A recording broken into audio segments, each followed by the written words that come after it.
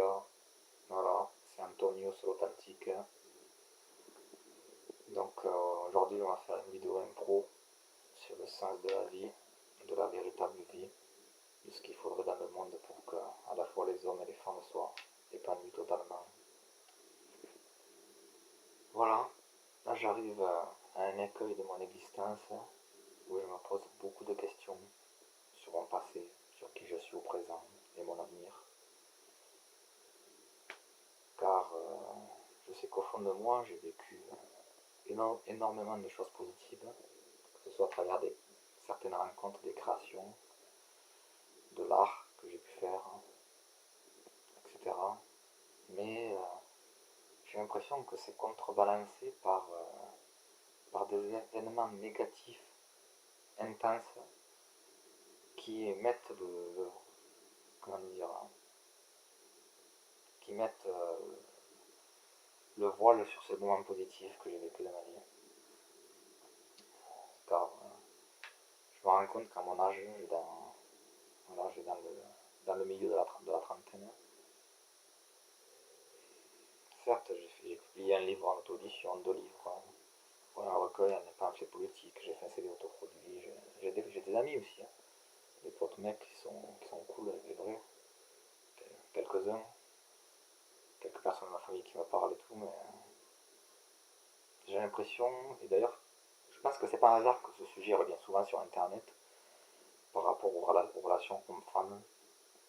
Je trouve que c'est essentiel que chacun trouve son partenaire idéal, dans tous les sens du terme, que chaque mec puisse trouver une femme avec qui partager un véritable amour, un grand amour, à la fois érotique, physique, spirituel, véritable, qu'il y ait un accord magnifique entre les deux, que ce soit durable pour la vie entière. Mais ça, de nos jours, c'est quelque chose qui est complètement souvent bafoué, mis de côté, ou que ce soit à travers toutes les idéologies actuelles qui divisent les hommes et les femmes.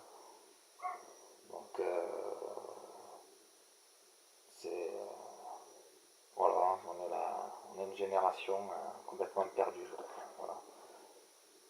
Moi j'ai été longtemps en couple, elle s'est barrée ensuite avec un mec riche financièrement, bref, comme ça, sa famille voulait ça aussi. J'ai rencontré d'autres femmes aussi avec qui j'étais en couple plusieurs mois. Certaines c'était très bien, hein, au niveau érotique c'était parfait, il n'y a pas de problème. Mais elles ont fait ressurgir des choses de leur passé toxique ancien, des conflits, et ensuite elles ont poussé à la rupture. Voilà, je trouve ça complètement aberrant. Alors qu'elles disaient passer de très bons moments avec moi, que c'était super. Et bon, c'est comme ça. Et puis on est aussi la génération actuelle, la génération capote, préservatif. Ouais, il le faut certes, il y a des IST, certaines femmes ne veulent pas tomber enceintes jeunes, ni rien. C'est compréhensible certes, mais on a une génération à ce niveau-là qui se prive de... Comment tu veux qu'il y ait un véritable partage, même au début d'une relation naissante entre un homme et une femme, s'il y a un intermédiaire d'un bout de latex, quoi. Il suffit d'aller sur internet, voir, il y a beaucoup de mecs qui galèrent avec cette putain de capote, rien que pour arriver à avoir un phallus correct, bien fort. Voilà, moi j'y suis arrivé avec le préservatif diverses fois, mais là j'arrive à une période, genre si je rencontre une femme qui me demande le préservatif et tout, ça me gave, quoi. Je trouve ça te coupe dans ton élan, c'est chiant. Bref, moi je trouve ça... la peur fait vendre, hein, de toute façon. La peur de choper des trucs, la peur de trucs, vendre des préservatifs, tout ça.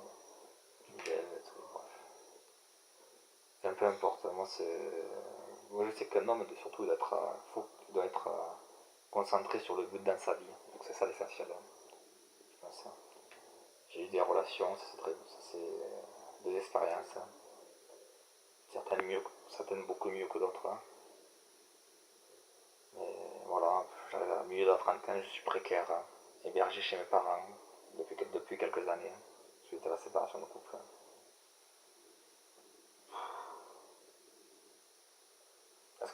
qu'on va m'attribuer un logement social après que j'ai fait des recours et tout pour ça. On verra. Mais je me demande qu'est-ce que je fous là, quoi, des fois. J'aimerais tant vivre de grandes choses, une grande épopée, quelque chose de puissant, une vraie vie.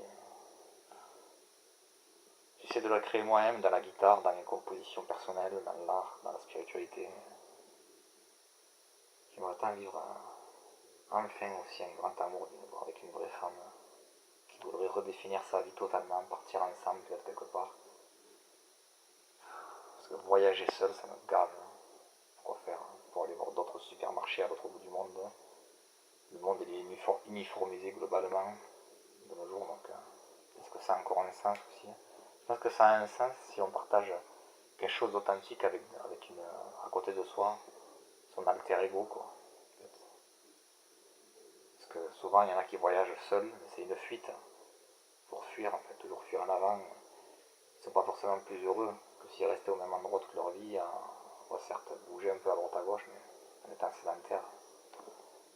Donc, ouais. De toute façon, on sait que quoi qu'il arrive dans cette société, on va aller toutes ces divisions, toutes ces déshumanisations, dénaturalisations, coupées du divin, ça va nous amener vers, quoi qu'il arrive, le nouvel ordre mondial.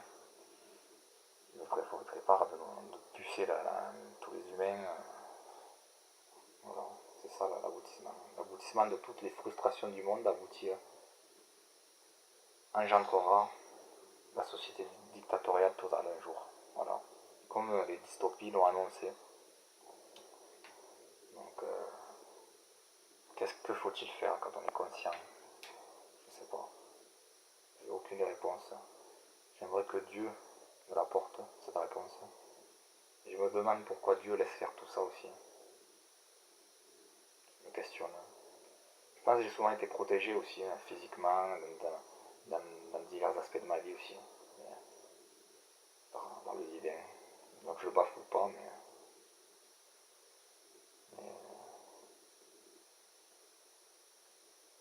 je me demande moi-même quel est mon destin. Parce que j'ai du mal à me contenter de. Je pense pas qu'une existence humaine, on dit très bien, la Bible dit très bien, l'homme ne se nourrit pas seulement de pain. Tout ça. Donc ça signifie que pour le véritable épanouissement d'un être humain, avoir un lit, certaines toits sur sa tête et à manger, c'est pas suffisant pour être heureux. Pour être heureux, on le sait, c'est ce qui est vendu de façon idyllique dans les films à la télé et tout, le romantisme, certes l'amour, la joie, le vrai partage des vrais amis, tout ça, c'est ça qui compte pour être heureux.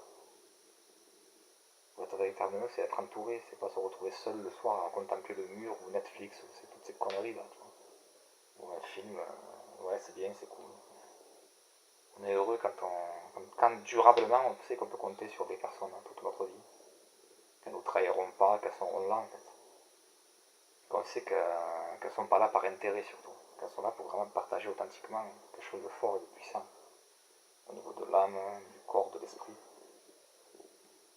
Voilà. Avoir des vrais plaisirs en fait, des vrais épanouissements avec d'autres gens. Voilà. C'est ça le bonheur.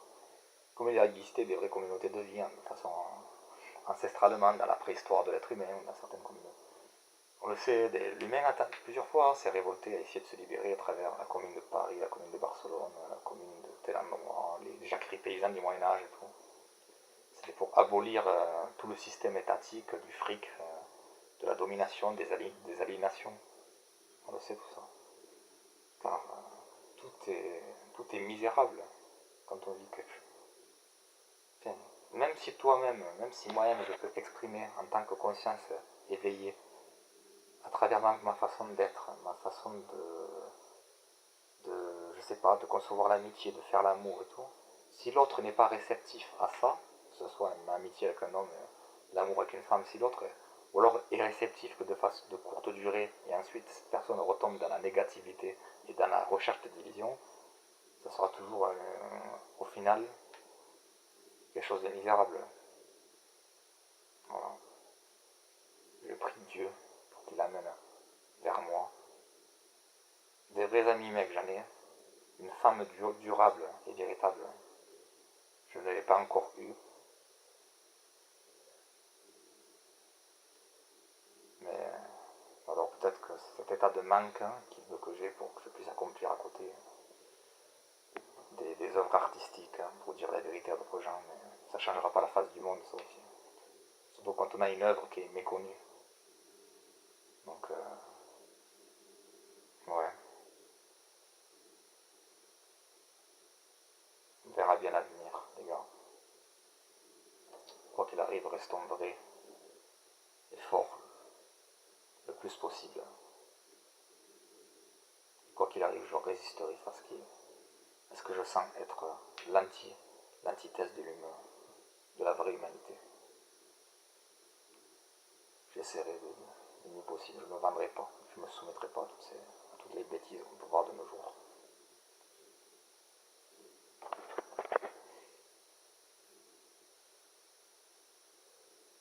Quel monde.